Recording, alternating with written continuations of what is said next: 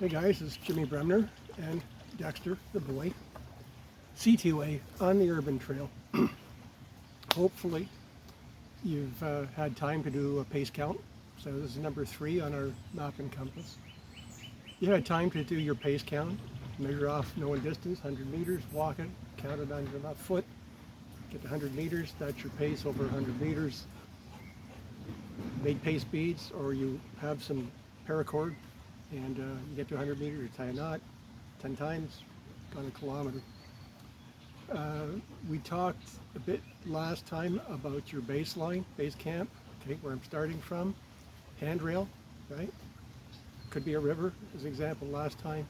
Again, I call it a fence line, and I stop when I hit that fence line. And those are ways to help you navigate, even if you don't have a map or a compass, in fact.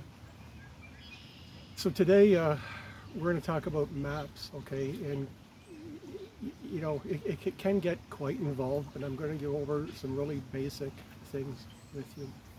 Now, again, my American friends, you'll call them topo maps. We call them topo maps or topographical maps. You say rough, and we say roof. So, you know, I understand that.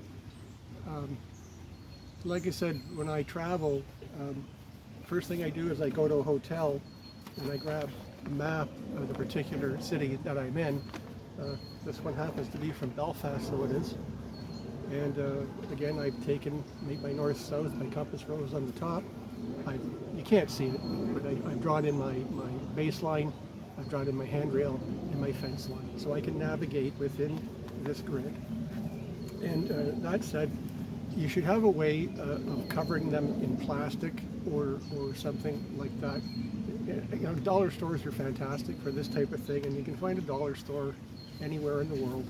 And if you go into like where they have, you know, like the pens, paper, like sort of school supplies, you can find a plastic, you know, to wrap this in, and it's going to keep it safe and be able to read it.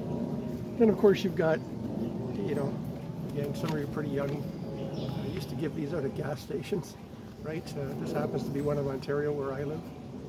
And I know it's backwards, but what's interesting is the legend on this and on a topographical map, they're essentially the same. Now the difference between a road map and a topographical map, and I talked about the squiggly lines. Let's just look at the legend for a second. So any red line on a topo map is either a 2-lane or a 4-lane road.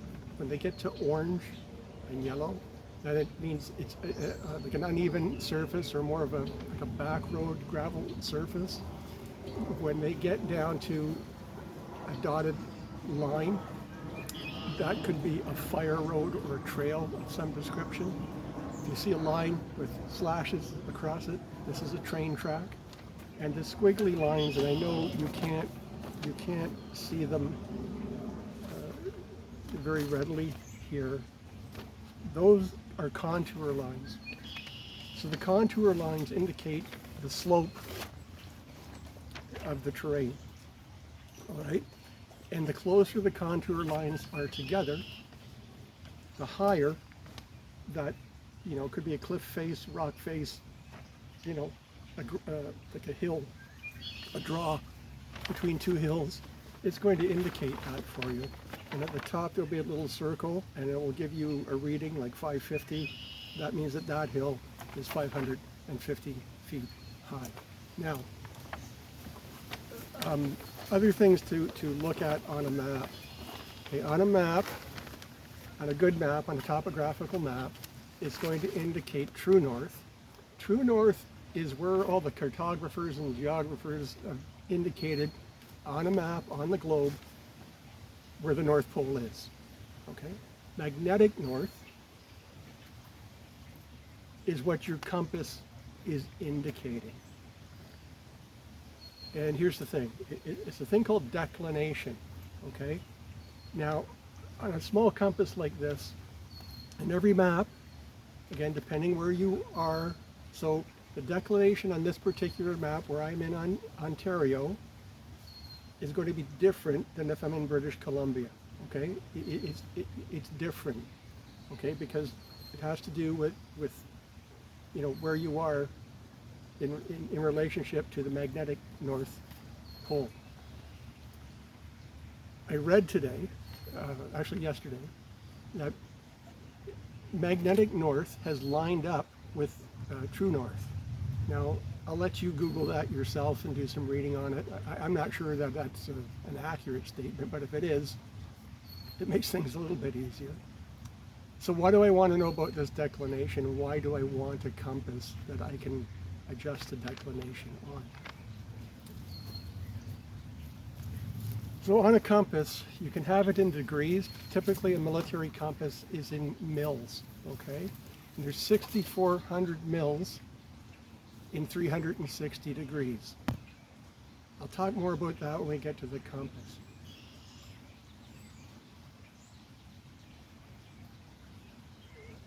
One mil at 1,000 meters means you're 1 meter off when you're aiming, when you're taking that bearing, okay?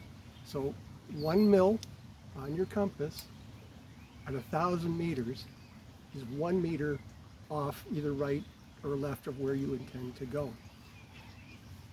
So now say you're going 10 kilometers on your trip, you're going to be off by 10 meters. And if you're going 20, and so you're going to be off more and more and more, and over a great distance, you're going to be way off.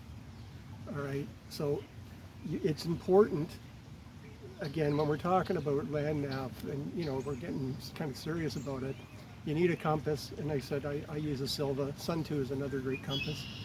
And I'll show you how to adjust the declination on it. And that's why you need that. Now, if your compass doesn't do that, you can add or subtract the declination as indicated on your legend.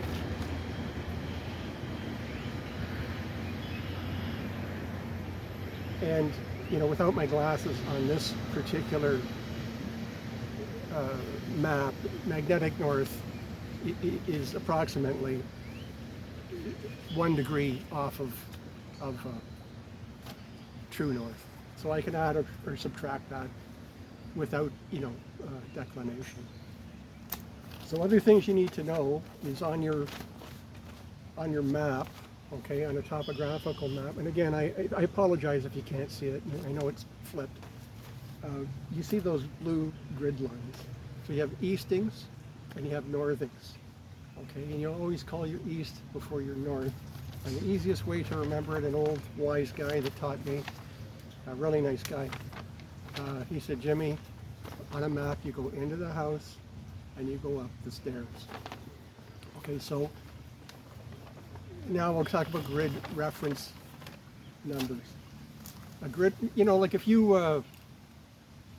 go on Google Maps, right, and you Google it, sometimes it will give you a grid reference, okay? And like everywhere in the world has a grid reference. So you can do that in a 4-digit, or you can do it in a 6-digit. Let me explain the difference. 4-digit is going to get you into that particular box. 6-digit will get you within, in an area within that particular grid. And probably the last thing I'll share with you, when you go onto a map, and they all have it, a good map, a hotel map's not going to have it. At the bottom, it will have a scale. This particular scale, it has it in miles. In Canada, we do everything in meters. So this is 1 in 50,000, okay? That means within a 2 centimeter grid box, that's 1,000 meters, according to this, okay? So half of a grid box is 500 meters. If it was 1 in 100, that means every, then I'm only going by like 100 meters at a time, when I measure. And if it's 1 in 250, it's 250 meters on the map, but then your map and the grid boxes have to be bigger, and 1 in 50 seems to be the go-to. So again, getting back to, like I said, this is just like a fun little compass, but it does have my grid lines in it, so I can shoot a bearing and I can draw that bearing on my map. But the measurements, and again, this one's not accurate because it's rounded off on it. And if you don't have a protractor, like I said, your Sun 2 and your Silva compass will have something called a roamer on the edge. So it has measurement marks, like on this side and then going up on that side. And that's so on your 6-digit grid reference, you can move into the box as indicated by your 4-digit grid reference. All right, so I know that, that's a lot and it's a bit confusing. The best thing to do is just get a topographical map. Now, in Ontario, you used to be able to get them from like the Ministry of Natural Resources. There used to be like a government store in downtown Toronto. I imagine that's all gone now, and it's probably like online that you can do that. But they're actually really fascinating to look at and read, and put your compass on it. And like I said, next video we'll talk about compasses and GPSs and maybe what's best for you. But they're actually kind of fascinating to work with. And what's great about them is like the legends, because they're pictures, right? They mean pretty much the same thing everywhere you go. So no matter where you are in the world, if you understand a basic legend on a map, you can navigate and you can get around. So again, we're talking about maps, topo, right? Topographical map. You got your road map, okay? And like I say, my hotel maps when I'm traveling around. Let's go back again. Fence line, baseline, handrail, aiming off. We'll do aiming off. I'll explain aiming off when we put the compass on the map. And then your pace count. So again, we're trying to review and put everything together for you. Let me just cover off, just let me repeat this. Your declination, okay? Like if you're out for a 2-kilometer walk, 3 kilometers, it's not going to matter. The declination matters when you're traveling a long distance, 20 kilometers, 10 kilometers, 25, 40.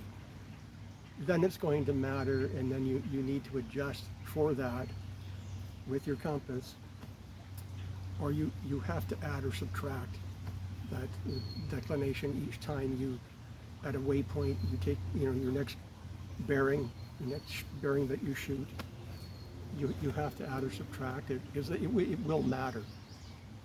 But like I said, over short distance, it doesn't really matter. I'll finish with this and I'll cover it again, but what you need to, when you pull out a map, okay, you pull out your compass, you find north, you orient the map to north, okay, and then you have to look at the map, and especially in a topographical map, look at the contour lines, okay, and try and do terrain association, okay. You know what, the lines here, they're pretty close together, and that is a pretty steep rock face there. And oh yeah, look, there's a river there, and a trail goes across it.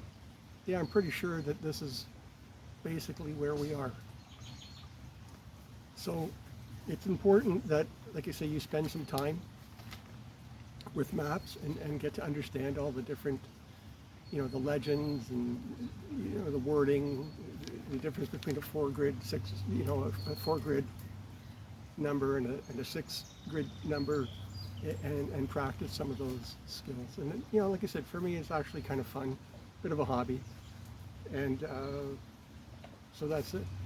So it's Jimmy Bremner, Urban Trail, and